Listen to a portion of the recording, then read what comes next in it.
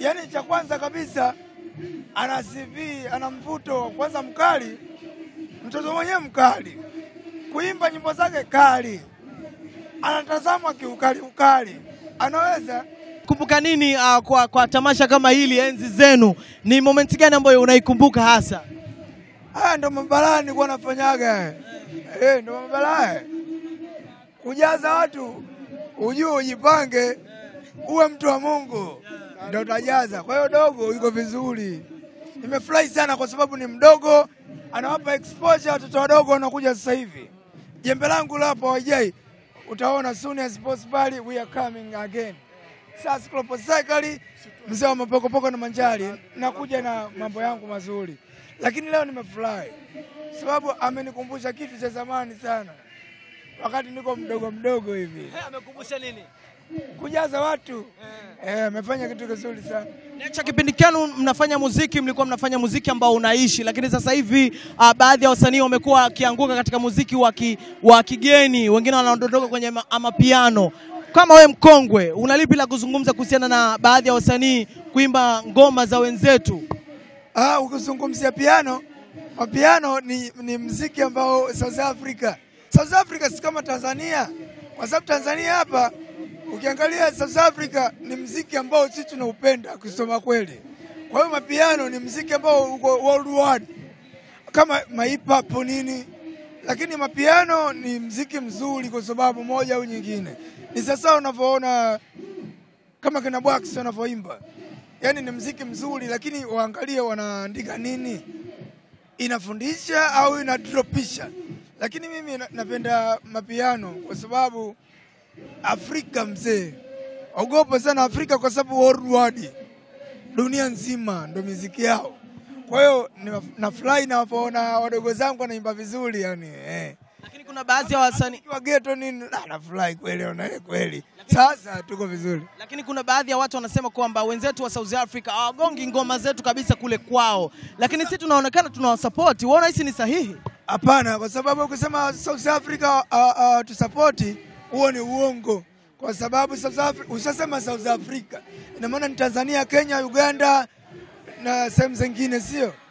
So ndio maana mimi nimechukua tunzo channel O. Nilipataje? Nikiwa Mtanzania wa kwanza kuipata. Tunzo channel O nimeipataje? Kwa hiyo ni mfumo ambao hao watu wanaongea tu kutokana na digitality. Digital ni mfumo mzuri sana, lakini kuna vitu vingine hawavijui. Ushanielewa? Mimi nimepataje hiyo tunzo ya channel O kama sio South Africa? Lakini kipindi hicho ulikuwa wimbi muziki wa mapiano na uliweza kupata tuzo. Mimi nilikuwa naimba kwaito, na kwaito hiyo imetoka South Africa hiyo. Nimechukua tunzo. Besela liko nyumbani, sio? Tunzo yangu ukibeba hivi kwanza ni nzito sana kama jiwe hivi. Hatari. Wewe wapi?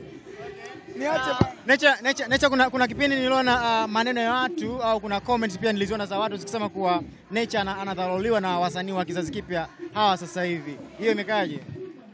Hiyo ipo. Lakini kwa sababu ya management. Sasa hivi unajua digitality ipo katika sekta nyingine. Ina maana sasa hivi yani management, kila mtu anaangalia management yake. Kwa hiyo nataka nifanye na Juma. Yeye msanii anaweza akataka kufanya na Juma, lakini akakataliwa. Ushanielewa? Kwa sababu ya management. Hatuwezi kukataa management. Ukiwa na management ambayo inajitambua utakataa. Lakini at the end of the picture tutafanya tu. Tutaenda taratibu, ni mfumo. Wasanii gani ambao JUMA NATURE aliwatafuta labda afu uongozi wao ukasi? Sizungumzii msanii hapa. Nazungumzia wasanii. Lakini siwezi kuwataja majina kwa sababu wadogo zangu. Nikisema mimi mdomo wangu kidogo, nikisema naaminiwa sana, wanaweza kagaili wasiwasupport. Sasa siwezi kusema.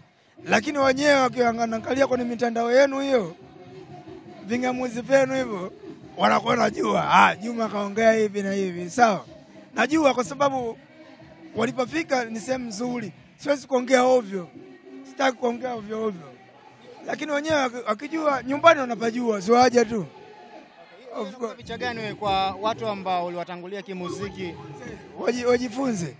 Kwa watu ambao nimewatangulia wajifunze game ilivyo, inahitaji uvumilivu, na kumtanguliza Mungu, afu ujali washabiki wako, basi umemaliza game mzee. Umezungumzia swala la management Juma, na mwanzo ulikuwa una managementiwa na Mkubwa Fela, na sasa hivi Mkubwa Fela yuko karibu sana na management ya Wasafi. Hakuna lolote labda uja kukaa na Mkubwa ukamwambia kwamba Mkubwa bwana, mimi nataka collab bwana kule upande wa pili? Mimi siwezi kuongea mambo ya collab. Collab watoto wanataka nifuate mimi. Mimi Mkubwa mzee.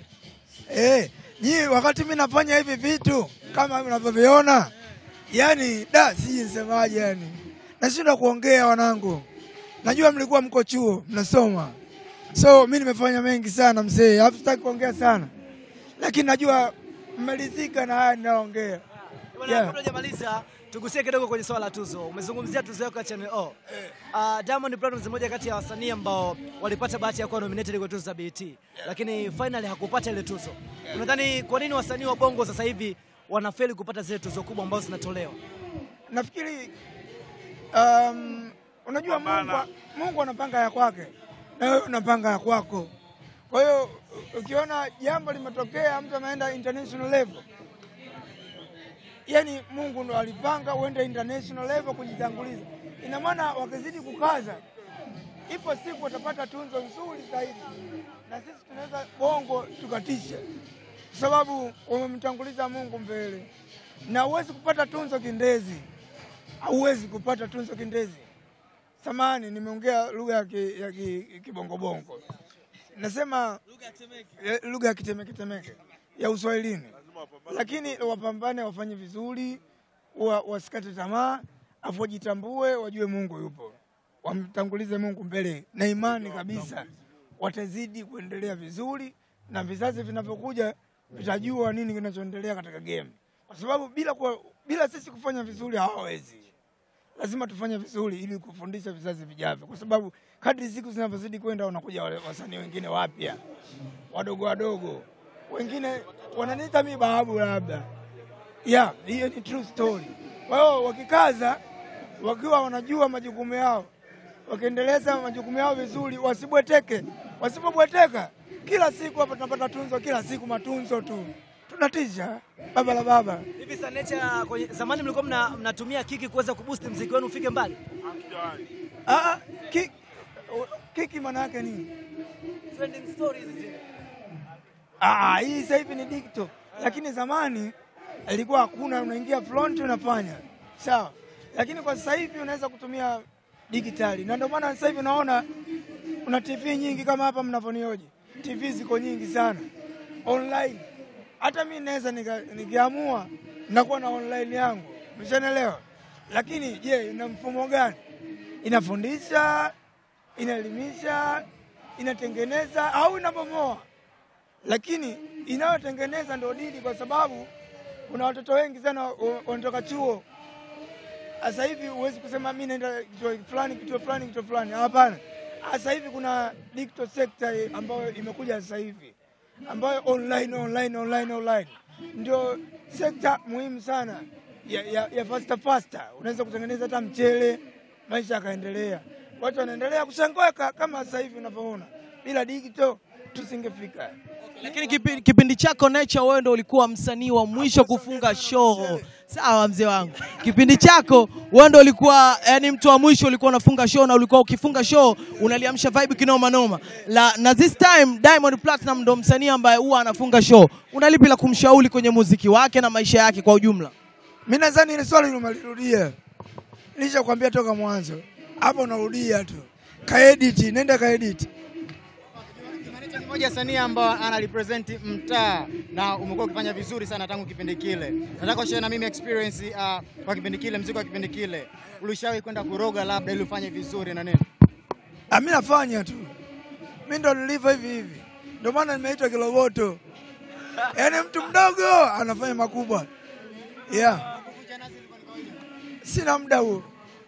Mimi muda wa kijinga sina. Mimi nafanya mzee. Mimi namshukuru Mungu kwa sababu mpaka alivyonifikisha. Usinichukulie boya mzee. Wewe nifanye chochote unachokitaka. Unaumia mwenyewe tu. Sina muda. Mimi nafanya. Haujawahi kukaa katika maisha yako ukawahi labda kufikiria kwamba ile connection ya zamani ya wanaume halisi irudi tena? Ya ipo kwa sababu sisi tunafanya mambo mengi sana mzee. Tena makubwa kuliko hata muziki. Mimi nimekuja kumsupport dogo tu. Nimekuja kumsupport tu. Lakini mambo yangu hata mwenyewe inawezekana hayawezi kwa sababu mdogo. Nimeshafanya mengi sana mzee baba. Najua, naelewa muziki. Ngoja unione hapo juu. Bwana tunakusubiria sana sana Nature big time kwa time yako. My blood, no problem. Kwenye kuvaa bwana, yani unavaa wewe funike kwanza. Mwacheni dingi bwana. Dingi. Mwacheni mshua wewe. Mshua bwana ametupia. Inatosha. Hongera sana bwana. Mimi Niko mambo mengi kwenye kuvaa. No problem. Sio kuna kuvaa. Nikiamua naweza. Sema ndio nilivyo babu. Nizoee. Nizoee. Enjoy sana Nature. No problem my blood. Ndio zetu. Lakini Nature kuna za chini chini zinasema kwamba unakuja na EP yako. Hii imekaaje mzee wangu? Yeah, EP yangu inatisha sana. Sitaki kuongea sana. Nitawaita waandishi wa habari tukae pamoja mkaona ni nini nataka kufanya. EP itakuwa na nyimbo ngapi? Ni shida. Ni shida. Ni shida. Huu sio wakati Tarajia korabo kutoka nchi jirani. Jamani, ni shida. Tufiatulie surprise. Siwezi kutoa kwa sababu hii itakuwa exclusive. Sitaki kuongeza sasa hivi. Ile labda ya EP kutoka. Exclusive inakuja. Kwa ajili yenu tu. Mkae tunywe tuchukue mbuzi tumchane na waandishi wa habari. Tufly. Alafu uone balaa. Hivi Nature kipindi cha zamani ulikuwa na misemo yako fulani hivi. Sasa hivi una msemo gani? Vanji valia vanji valolanga kalali zamani Bwana